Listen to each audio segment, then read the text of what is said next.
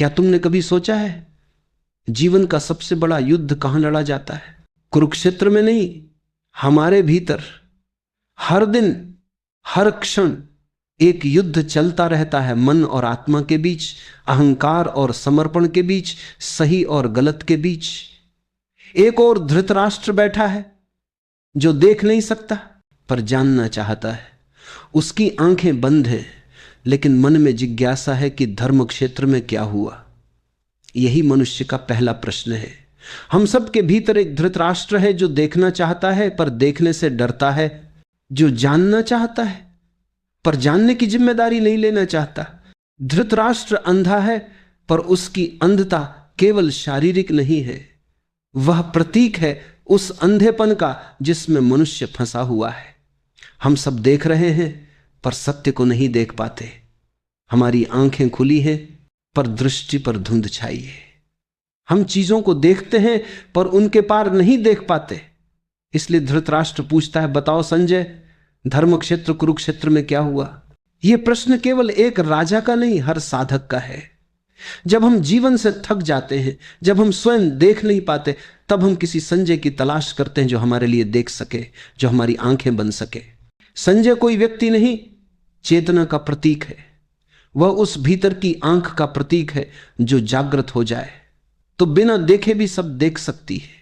जब मन शांत हो जाता है, विचारों की लहरें ठहर जाती हैं, तब एक नई दृष्टि जन्म लेती है, तब दूरी मिट जाती है, तब समय का बंधन टूट जाता है। वही संजय है जो देख सकता है कि युद्ध चल रहा है जबकि वह स्वयं वहां नहीं है। यह कोई जादू नहीं, यह चेतना की क्षमता है। लेकिन यह शक्ति मंजिल नहीं है, यह केवल द्वार है। जो इसी द्वार पर रुक जाए वह सच्चे अर्थों में आगे नहीं बढ़ता। गीता हमें चेतना की शक्तियों में नहीं, चेतना की गहराई में उतरने को कहती है। धृतराष्ट्र का प्रश्न बहुत गहरा है। उसने कहा, धर्म क्षेत्र कुरुक्षेत्र संवेता युयुत्सव। धर्म क्षेत्र और कुरुक्षेत्र ये दोनों शब्द एक साथ आना ही अद्भुत है। धर्म क्षेत्र का अर्थ है वह भूमि जहां सत्य की स्थापना होती है, और कुरुक्षेत्र का अर्थ है वह क्षेत्र जहां युद्ध होता है। जब धर्म का क्षेत्र युद्ध का क्षेत्र बन जाए तो जान लो धर्म का अर्थ खो गया है। लेकिन यही तो जीवन है, जहां धर्म है वहां अधर्म भी छाया की तरह चलता है। जहां सत्य है वहां असत्य भी साथ है, और यही संघर्ष सृष्टि का आधार है। यह युद्ध बाहर नहीं भीतर होता है। यही भीतर का युद्ध गीता का विषय है। दुर्योधन युद्ध की शुरुआत करता है, पर ध्यान से देखो, वह अपने शत्रुओं की प्रशंसा से आरंभ करता है। यह मनोविज्ञान बहुत गहरा है। जो व्यक्ति भीतर से आश्वस्त होता है वह दूसरों की श्रेष्ठता को सहजता से स्वीकार कर सकता है। लेकिन जो असुरक्षित होता है वह हमेशा दूसरों की निंदा में लगा रहता है। दुर्योधन का भीतर डर से भरा है, इसलिए वह शक्ति के पीछे छिपता है। वह जानता है कि उसकी लड़ाई सही नहीं है, इसलिए वह अपनी शक्ति को बार बार याद करता है। उसकी हर बात, हर गर्जना उसके भीतर के भय की घोषणा है। वह जितना अधिक चीखता है उतना अधिक डरता है। दुर्योधन भीम को देखता है और कहता है, देखो भीम कितना बलवान है, क्योंकि उसकी दृष्टि के लिए युद्ध केवल बल का खेल है। उसके पास बुद्धि नहीं, विवेक नहीं। जो केवल बल पर भरोसा करता है वह भीतर की शांति खो देता है। भीम और दुर्योधन दोनों समान हैं, केवल दिशा अलग है। एक धर्म के लिए लड़ रहा है, दूसरा अधर्म के लिए, पर दोनों की भाषा एक है, युद्ध, विजय, प्रतिशोध। भीम शक्ति का प्रतीक है, अर्जुन बुद्धि का। शक्ति में कोई द्वंद्व नहीं, वह सीधी है। बुद्धि में द्वंद्व होता है, क्योंकि बुद्धि देखती है, सोचती है, महसूस करती है। अर्जुन युद्ध के लिए तैयार था, पर जैसे ही उसने सामने देखा उसका हृदय कांप गया। उसने देखा ये मेरे अपने हैं, मेरे गुरु, मेरे मित्र, मेरे भाई। उसके हाथ ढीले पड़ गए, उसकी कमान झुक गई। यह दृश्य केवल युद्ध का नहीं, आत्मा के संघर्ष का प्रतीक है। जब हम जीवन में किसी निर्णायक मोड़ पर खड़े होते हैं तब ऐसा ही होता है। जो करना है वह करना मुश्किल हो जाता है, क्योंकि वह हमारे ही हिस्से को तोड़ता है। अर्जुन जानता है कि उसे क्या करना चाहिए, पर उसका मन नहीं मानता। यही हर साधक की कहानी है। सही रास्ता सामने है पर कदम नहीं उठते। द्वंद्व का अर्थ है कि मनुष्य जीवित है। जो द्वंद्व से मुक्त है वह या तो पत्थर है या पूर्ण ज्ञानी। पर बीच में खड़ा मनुष्य हमेशा उलझा रहता है। यह उलझन आवश्यक है क्योंकि यह हमें भीतर ले जाती है। जब अर्जुन का द्वंद्व चरम पर पहुंचता है तब वह समर्पण की ओर बढ़ता है। द्वंद्व का अंत समर्पण में होता है। जब वह कहता है मैं नहीं जानता क्या सही है, मुझे बता, तब उसके भीतर पहली बार मौन जन्म लेता है। यही मौन कृष्ण को प्रकट करता है। कृष्ण बाहर से नहीं आते, वे भीतर से उठते हैं। जब मनुष्य का मैं झुक जाता है तब सत्य की आवाज सुनाई देती है। समर्पण का अर्थ है अपने सीमित ज्ञान पर अविश्वास। यह कहना कि मैं नहीं जानता और यही जानना है। जब हम मान लेते हैं कि हमारी दृष्टि अधूरी है तब दृष्टि खुलने लगती है। अर्जुन का यह झुकना उसकी पराजय नहीं, उसका पुनर्जन्म है। उसी क्षण से उसकी यात्रा बदल जाती है। अब वह युद्ध करता है पर अब युद्ध उसका नहीं। अब तीर उसके हाथ से चलता है पर पीछे इच्छा किसी और की है। अब कर्म है पर करता नहीं। यही गीता का रहस्य है। कर्म करो पर कर्म में खो मत। जो करता है वह बंध जाता है, जो करता है और देखता है वह मुक्त हो जाता है। गीता हमें सिखाती है कि जीवन का युद्ध बाहर नहीं, भीतर है। धृतराष्ट्र हमारे भीतर की अंधता है, संजय हमारी चेतना है, दुर्योधन हमारा अहंकार है, भीम हमारी शक्ति है, अर्जुन हमारा विवेक है और कृष्ण हमारी आत्मा है। यह पूरा युद्ध हमारे भीतर घट रहा है। जब अर्जुन ने झुककर कहा मैं नहीं जानता, तू मुझे बता, उसी क्षण भीतर एक दरवाजा खुल गया। यह वाक्य केवल शब्द नहीं, आत्मा की सबसे गहरी पुकार है। जब तक मनुष्य खुद को जानने वाला समझता है तब तक सत्य उससे दूर रहता है। पर जैसे ही वह कहता है मैं नहीं जानता, तब जानने की संभावना जन्म लेती है। यही वह क्षण है जब जीवन किसी नए आयाम में प्रवेश करता है। यही क्षण कृष्ण का जन्म है। वह बाहर से नहीं आते, भीतर से जागते। वह मौन थे, वे सदा से थे। बस अब अर्जुन सुनने योग्य हुआ है। कृष्ण कोई व्यक्ति नहीं, वे एक अवस्था है। वे वह मौन है जो विचारों के पार है, वह संतुलन जो द्वंद्व से परे है। वे कुछ सिखाते नहीं, वे जागृत कर देते हैं। उनके शब्द ज्ञान नहीं है, दर्पण है। जब अर्जुन सुनता है तो अपने भीतर का सत्य देखने लगता है। कृष्ण के शब्दों में कोई धर्म नहीं, केवल दृष्टि है। वे कहते हैं कर्म करो पर फल की इच्छा मत रखो। यह कथन केवल नैतिक नहीं, आध्यात्मिक है। जब हम फल की चिंता करते हैं तो हमारा ध्यान भविष्य में चला जाता है और वर्तमान खो जाता है। जो वर्तमान से कट गया वह जीवन से कट गया। फल की चिंता का अर्थ है मैं परिणाम को नियंत्रित करना चाहता हूं, और जहां नियंत्रण है वहां अहंकार है। कृष्ण हमें नियंत्रण से नहीं, चेतना से जोड़ते हैं। वे कहते हैं कर्म तो करो, लेकिन जैसे कोई साक्षी करता है। जैसे नदी बहती है, उसे यह चिंता नहीं कि वह कहां जाएगी। वह बहना जानती है, बस बहती जाती है। यही कर्मयोग है क्रिया में पूर्णता, पर भीतर शांति। बाहर सब चल रहा है पर भीतर मौन है। ऐसा व्यक्ति युद्ध में भी शांत रहता है, बाजार में भी ध्यान में होता है, क्योंकि अब उसके भीतर दो नहीं रहे, बस एक प्रवाह है। कृष्ण कहते हैं योगस्थ कुरु कर्माणि, योग में स्थित होकर कर्म करो। योग का अर्थ केवल आसन नहीं है, योग का अर्थ है मिलन। जब कर्ता और क्रिया एक हो जाएं, जब विचार और अनुभव के बीच दूरी न रहे, वही योग है। जब तुम किसी कार्य को पूरी तरह कर रहे होते हो बिना यह सोचे कि इससे क्या मिलेगा, तब तुम योग में हो। तब वह साधना बन जाता है। चाहे वह युद्ध हो, प्रेम हो, सेवा हो या मौन, हर कर्म ध्यान बन सकता है यदि उसमें स्वार्थ न हो। यही गीता का हृदय है। अर्जुन के भीतर जो तूफान था वह अब शांत होने लगता है। अब वह युद्ध से भागना नहीं चाहता, क्योंकि अब युद्ध केवल युद्ध नहीं रहा, वह साधना बन गया है। अब वह जानता है कि यह सब एक नाटक है और वह केवल एक पात्र है। जब मनुष्य यह जान लेता है कि वह पात्र है, तब उसके कर्म सहज हो जाते हैं। वह न रोता है न हंसता है, बस प्रवाह में बहता है। यही अवस्था मुक्ति की ओर ले जाती है। कृष्ण कहते हैं, जिसे सुख और दुहक समान दिखे वही ज्ञानी है। सुख और दुहक दो नहीं है, वे एक ही सिक्के के दो पहलू हैं। जब तक मनुष्य इनमें भेद करता है वह संघर्ष में जीता है, लेकिन जब वह दोनों को एक साथ देख लेता है तब द्वंद्व मिट जाता है। यह देखना ही ध्यान है। ध्यान का अर्थ यह नहीं कि तुम पहाड़ों पर जाओ या आंखें बंद करो। ध्यान का अर्थ है जो घट रहा है उसे बिना किसी निर्णय के देखना।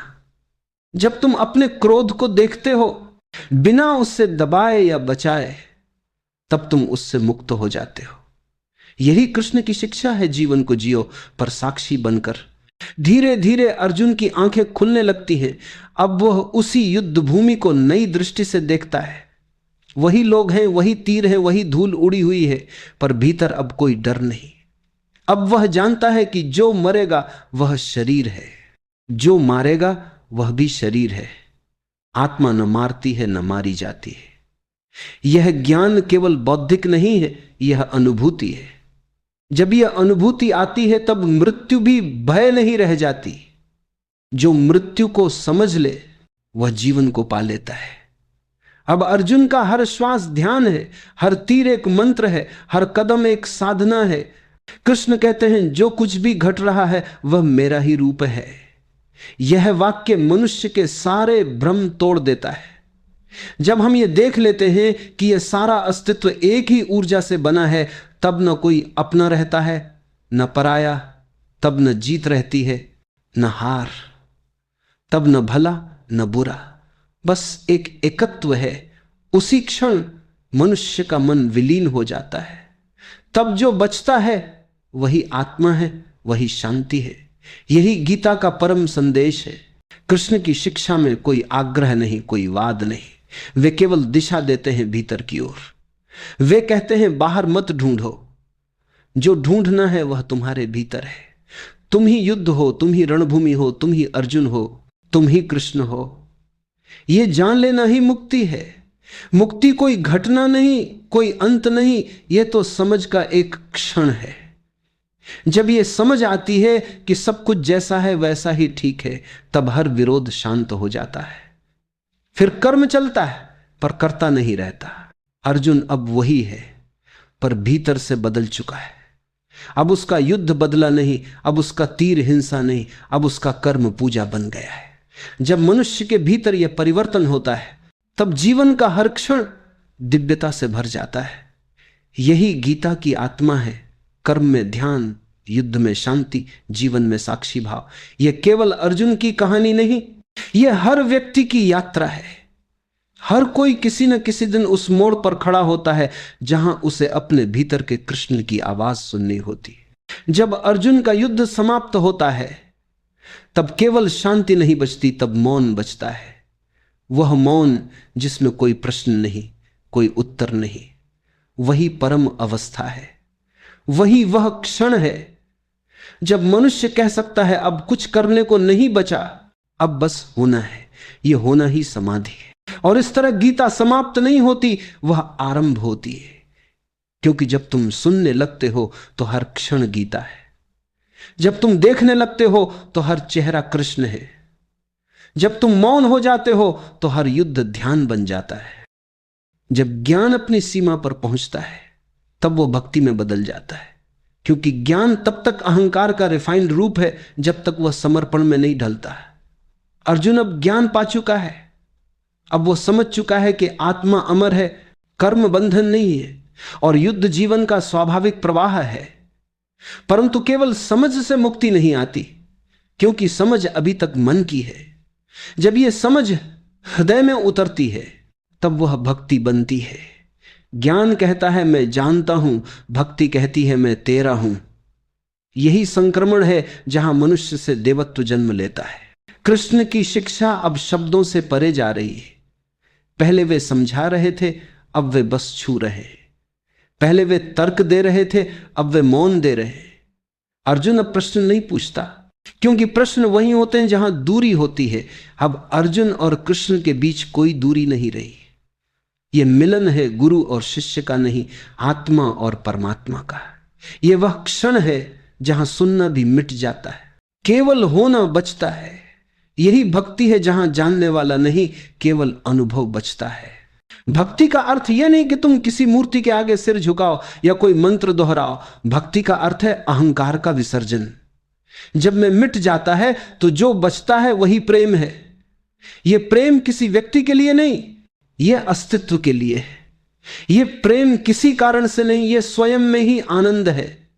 जैसे फूल खिलता है बिना यह सोचे कि कौन उसे देखेगा, वैसे ही प्रेम भी बस प्रकट होता है।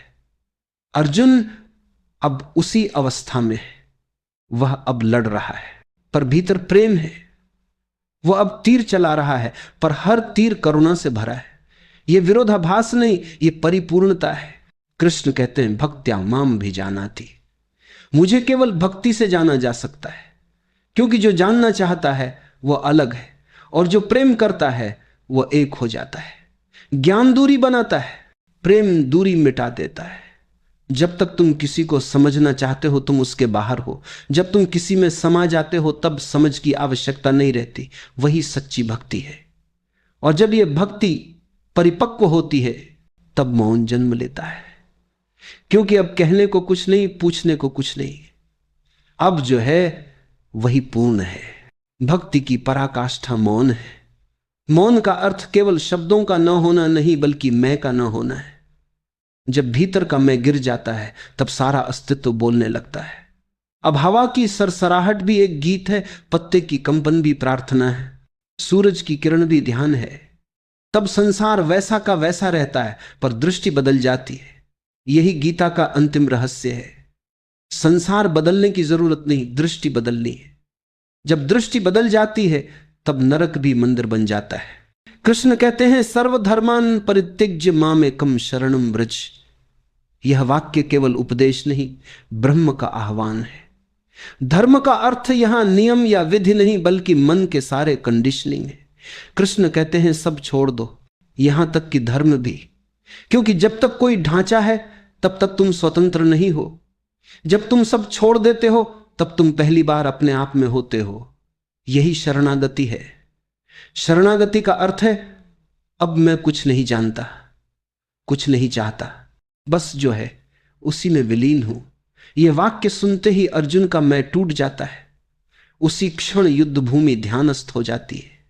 अब अर्जुन का हृदय स्थिर है।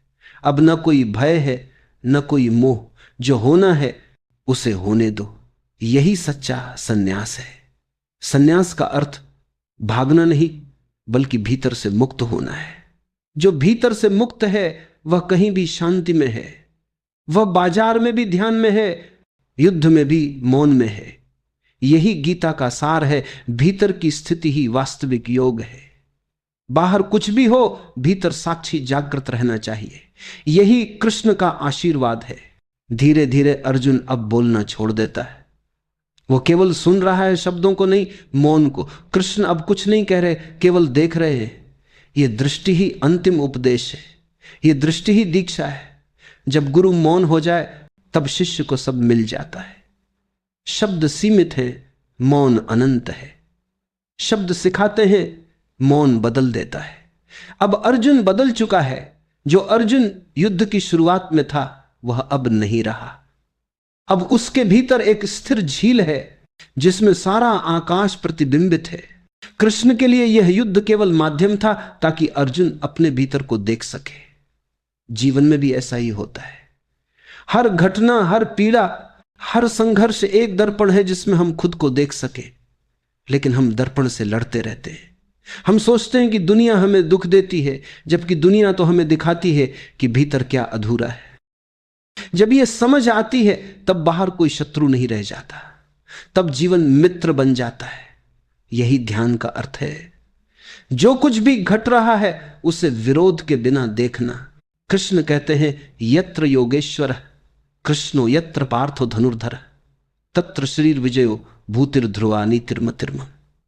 जहां जागरूकता और कर्म एक हो जाएं वहीं विजय है। जहां ध्यान और जीवन एक हो जाएं वही शांति है। विजय का अर्थ यहां बाहरी नहीं, आंतरिक है। जब तुम भीतर से एक हो जाते हो तब हारना असंभव है, क्योंकि तब कोई बचा ही नहीं जो हारे या जीते। वही अवस्था स्थित प्रज्ञ की है, जो न खुशी में डोलता है न दुख में टूटता है। वह जैसे है वैसा ही रहता है। यही सच्चा योगी है। समय बीतता है, युद्ध समाप्त होता है, पर अर्जुन का मौन बना रहता है। अब वह युद्ध नहीं, जीवन देखता है। अब उसका हर क्षण पूजा है, अब उसके हर कर्म में ध्यान है। यही गीता की परिपूर्णता है।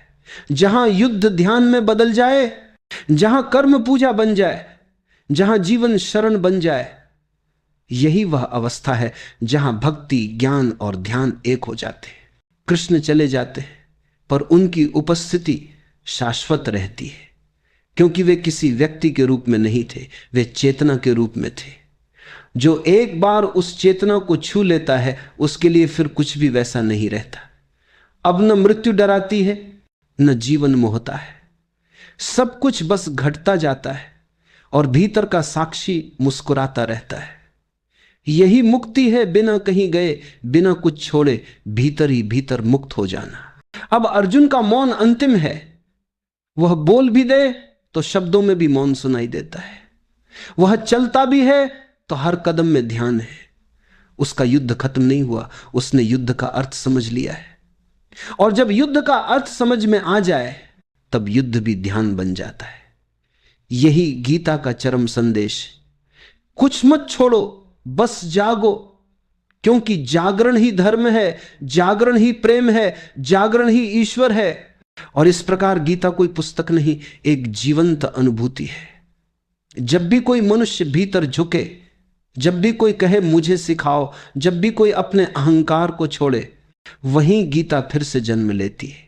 इसलिए यह कथा कभी समाप्त नहीं होती।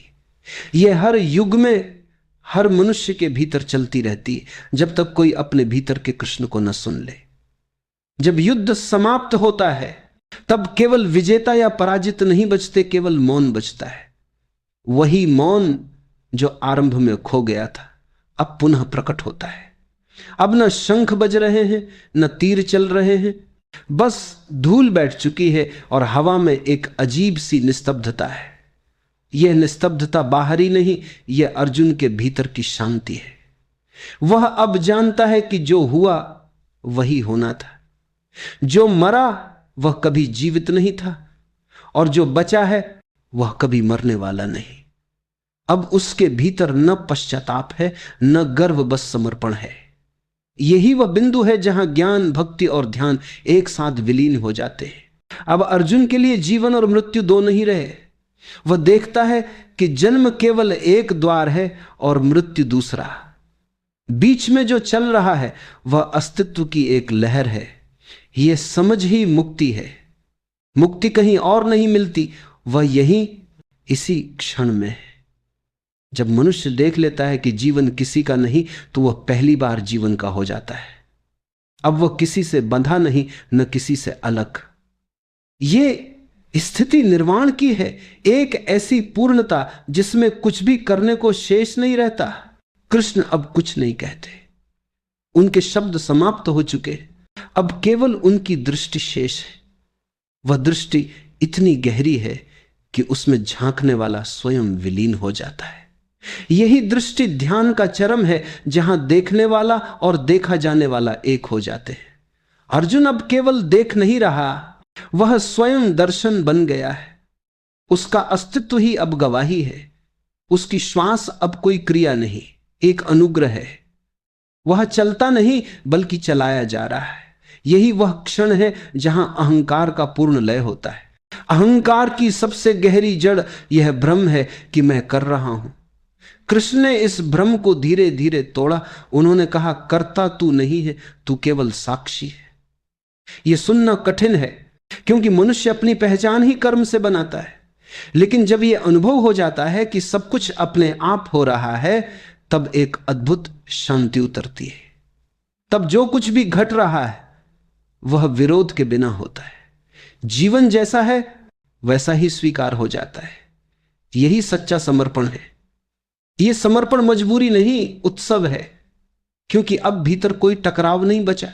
कृष्ण कहते हैं नैव किंचित क्रोमिति युक्तो मन्यत तत्ववित्। जो जान चुका है वह जानता है कि वह कुछ भी नहीं करता, फिर भी सब कुछ उसके माध्यम से घटता है। यह वाक्य मनुष्य के सारे बंधन तोड़ देता है, क्योंकि जब तक मैं बना हुआ है तब तक संघर्ष है। मैं ही दुख का मूल है। जब मैं गिर जाता है तब सब कुछ सहज हो जाता है। तब न कोई दोष है न पुण्य, तब कर्म होते पर वे अब बंधन नहीं बनाते। यह स्थिति निष्क्रियता नहीं, जागरूकता की पराकाष्ठा है। अब अर्जुन न विजेता है न योद्धा, वह केवल साक्षी है। उसकी आंखों में एक ऐसी करुणा है जो किसी हार या जीत से नहीं जुड़ी। वह अब देख रहा है कि सब कुछ उसी विराट का खेल है। यह युद्ध उसी का था, यह जीवन उसी का है, और जो मौन अब उसे घेरे हुए है वह भी उसी का है। यही परम योग है जब सब भेद मिट जाए। अब अर्जुन और कृष्ण में कोई अंतर नहीं। वही चेतना जो कृष्ण में प्रकट थी अब अर्जुन में धड़क रही है। यही गुरु शिष्य का सच्चा मिलन है। यह मिलन कोई घटना नहीं, यह एक अवस्था है। जब शिष्य पूरी तरह खाली हो जाता है तब गुरु उसमें समा जाता है। अर्जुन अब खाली है अहं से, ज्ञान से, प्रश्नों से। अब उसमें केवल मौन है, वह मौन जो शब्दों से पहले था और शब्दों के बाद भी रहेगा। यही मौन ब्रह्म है। जब मनुष्य उस मौन में विलीन होता है तब वह जानता है कि सब एक है। वही चेतना, वही ऊर्जा, वही अनंत जो सब में बह रही है। अब अर्जुन के लिए युद्ध भूमि भी ध्यानस्थ है। जो मृत पड़े हैं वे भी उसी मौन का हिस्सा हैं। हवा में जो गंध है वह भी उसी चेतना की है। अस्तित्व के हर अंश में अब एक लय है, सब कुछ एक साथ सांस ले रहा है। यही सृष्टि का संगीत है जो केवल मौन में सुना जा सकता है। शब्द सुनाई देते लेकिन मौन अनुभव होता है, और जब मनुष्य मौन को अनुभव कर लेता है तब वह जानता है अब कुछ कहने को नहीं रहा। कृष्ण अब अदृश्य हो चुके हैं, पर उनकी अनुपस्थिति भी उपस्थिति बन गई है। जो मौन अर्जुन में रह गया है वही कृष्ण है। यह उपस्थिति बाहरी नहीं, भीतर की गहराई में है। अब कृष्ण का शरीर चला गया पर चेतना शेष है। जैसे लहर मिट जाए पर सागर वही रहे। यही सागर है जहां मनुष्य लौटता है। गीता की यात्रा किसी निष्कर्ष पर नहीं बल्कि अनंत पर पहुंचती है। यह अंत नहीं, आरंभ है। क्योंकि जब एक व्यक्ति इस मौन को छू लेता है तो संसार का हर कोना उस ऊर्जा से छू जाता है। अब अर्जुन खड़ा है पर भीतर कुछ नहीं हिलता। यही स्थिरता जीवन की परम स्थिति है। बाहर दुनिया चल रही है पर भीतर समय ठहर गया है। यह वही क्षण है जिसे हशियों ने समाधि कहा। वह स्थिति जहां न ध्यान है न ध्यान करने वाला। सब कुछ एक बिंदु पर रुक जाता है और फिर फैल जाता है अनंत में। यह मुक्ति का क्षण है, पर यह भागना नहीं है। यह जीवन के मध्य में रहकर भी मुक्त होना है। कृष्ण के अंतिम स्पर्श की स्मृति अर्जुन के भीतर तरंग की तरह गूंजती है। वह अब जानता है कि गुरु केवल बाहर नहीं भीतर भी है। हर बार जब मन मौन होगा कृष्ण की वाणी वही सुनाई देगी। यही गीता का जादू है। वह शब्द नहीं, ऊर्जा है। वह केवल पढ़ी नहीं जाती, वह जिया जाता है। और जब वह जिया जाता है तब जीवन स्वयं शास्त्र बन जाता है। अब अर्जुन मुस्कुराता है। यह मुस्कान किसी विजय की नहीं, किसी समझ की है। अब उसके लिए हर दृश्य दिव्य है। अब कोई साधना नहीं करनी, कोई लक्ष्य नहीं पाना, बस होना है सहज, शांत, मौन। यही मुक्ति है और यही गीता का अंतिम सार। जब सब प्रश्न समाप्त हो जाएं, जब सब शब्द मौन में ढल जाएं, जब मनुष्य अपने भीतर उस विराट का अनुभव कर ले, तब वही जीवन गीता बन जाता है। इस मौन में कोई अंत नहीं है, क्योंकि गीता समाप्त नहीं होती। वह तब तक चलती है जब तक कोई मैं शेष है, जो प्रश्न पूछता है, जो मार्ग ढूंढता है, जो झुकता है। जब यह मैं मिट जाता है तब गीता तुम्हारे भीतर बोलने लगती है। तब कोई कृष्ण बाहर नहीं, भीतर जागता है। तब तुम देखते हो यही जीवन ही परम गुरु है, यही युद्ध ही ध्यान है, यही मौन ही परम सत्य है। और इस प्रकार सब समाप्त होकर भी कुछ भी समाप्त नहीं होता, बस शांति है, मौन है, और वह अव्यक्त मुस्कान जो बिना कारण है पर संपूर्ण है। जब भीतर सब थम जाता है, जब प्रश्न रुक जाते हैं, तब मनुष्य पहली बार सुन पाता है। यह सुनना कानों से नहीं होता, यह हृदय की गहराई से होता है। जब अर्जुन ने मौन में डूबकर सुना तो हर शब्द अब आदेश नहीं रहा, वह प्रसाद बन गया। अब जो कुछ कहा जा रहा था वह बाहर से नहीं आ रहा था, भीतर से उठ रहा था। यही वह क्षण है जब मनुष्य अपने गुरु को बाहर नहीं देखता, अपने भीतर अनुभव करता है। सत्य कभी बाहर से नहीं आता, वह भीतर से खिलता है, जैसे बीज से फूल। जीवन की सारी पीड़ा इस भ्रांति में है कि हम अपने भीतर को बाहर खोजते हैं। हम प्रेम किसी दूसरे में ढूंढते हैं, शांति किसी आश्रम में, ईश्वर किसी मंदिर में। और सच्चाई यह है कि यह सब हमारे भीतर ही मौन में छिपा है। जैसे सागर में लहरें उठती हैं और मिट जाती हैं, वैसे ही मन में विचार उठते हैं और मिट जाते हैं। पर सागर अपनी गहराई में कभी नहीं बदलता। जो उस गहराई तक उतर जाता है वही अमृत को पा लेता है। कृष्ण कहते हैं भक्ति का मार्ग सबसे सरल है, क्योंकि ज्ञान में अभी अहंकार की छाया रह जाती है। जो कहता है मैं जान गया, उसके भीतर अभी भी मैं बाकी है। लेकिन जो कहता है मैं तेरा हूं, वह पूरी तरह मिट गया। और जहां मैं मिटता है वहीं ईश्वर खिलता है। भक्ति का अर्थ दीनता नहीं है, यह समर्पण है। यह वह पल है जब मनुष्य कहता है अब कुछ भी मेरा नहीं, सब तेरा है। जब ऐसा कहा जाता है तब भीतर एक हल्कापन आता है, जैसे सैकड़ों जन्मों का बोझ उतर गया हो। जो समर्पित हो जाता है उसके लिए हर परिस्थिति पूजा बन जाती है। सुख आए या दुख, सफलता या असफलता, सब एक रस हो जाते हैं। क्योंकि अब वह जानता है कि सब उसी का खेल है। वह जो दे वही स्वीकार्य है। यही सच्चा भक्ति भाव है। इसमें कोई मांग नहीं होती, केवल कृतज्ञता होती है। जब यह कृतज्ञता भीतर से फूटती है तब मनुष्य बिना कारण मुस्कुराने लगता है, बिना कारण रो पड़ता है। वह जीवन को पूर्णता से जीता है, क्योंकि अब जीवन उसका नहीं रहा। कृष्ण कहते हैं जो मेरे समर्पित है उसका मैं स्वयं मार्ग बन जाता हूं। यह कोई वादा नहीं, यह अस्तित्व का नियम है। जब मनुष्य अपने नियंत्रण को छोड़ देता है तब वही शक्ति जो पूरे ब्रह्मांड को चला रही है उसे भी चलाने लगती है। तब वह जीवन की लहरों से नहीं डरता, क्योंकि अब उसे भरोसा है मैं अकेला नहीं। यही भरोसा श्रद्धा है। श्रद्धा अंधी नहीं, जागृत होती है। वह विश्वास नहीं करती, वह जानती है। वह देखती है कि सारा अस्तित्व एक ही लय में नाच रहा है। धीरे धीरे अर्जुन के भीतर यह भाव गहराता गया। अब युद्ध भूमि में उसका हर कदम प्रार्थना है। अब उसका हृदय न किसी भय में है, न किसी क्रोध में। अब केवल मौन है, इतना गहरा मौन कि उसमें संपूर्ण सृष्टि की ध्वनि समा गई है। यही वह क्षण है जब ज्ञान और भक्ति मिल जाते हैं। ज्ञान कहता मैं वही हूं, भक्ति कहती है सब वही है। जब दोनों एक हो जाते हैं तब द्वंद्व समाप्त हो जाता है। तब कोई साधक नहीं रहता, केवल साधना रह जाती है। जो इस अवस्था में पहुंचता है उसके लिए मृत्यु भी उत्सव है, क्योंकि वह जानता है कि शरीर नाशवान है पर चेतना शाश्वत है। जो एक बार इस सत्य को देख लेता है वह किसी चीज से डर नहीं सकता। उसके लिए हर अंत एक नई शुरुआत है। अब अर्जुन वही नहीं रहा, अब उसमें कृष्ण ही बोल रहे हैं। यह कोई अलग व्यक्ति नहीं बन गया, यह वही है जो पहले था, बस अब वह जाग गया है। जागरण का अर्थ है वही देखना जो पहले भी था पर अब स्पष्ट हो गया है। जैसे सूरज उगता है तो वस्तुएं नई नहीं होती, बस दिखाई देने लगती हैं। उसी तरह जब चेतना का सूरज उगता है तब जीवन नया नहीं होता, बस तुम्हें पहली बार दिखने लगता है। जो पहले अंधकार था अब प्रकाश बन जाता है। जो पहले दुहक था अब अनुभूति बन जाता है। यही जीवन का चमत्कार है। अब कृष्ण मौन है, अब शब्दों की आवश्यकता नहीं रही। जब समझ आ जाती है तो शब्द अपने आप गिर जाते हैं, जैसे फूल के खिलने पर कलियां झड़ जाती हैं। यही अंत नहीं, यही आरंभ है, क्योंकि अब अर्जुन स्वयं कृष्ण का स्वर बन गया है।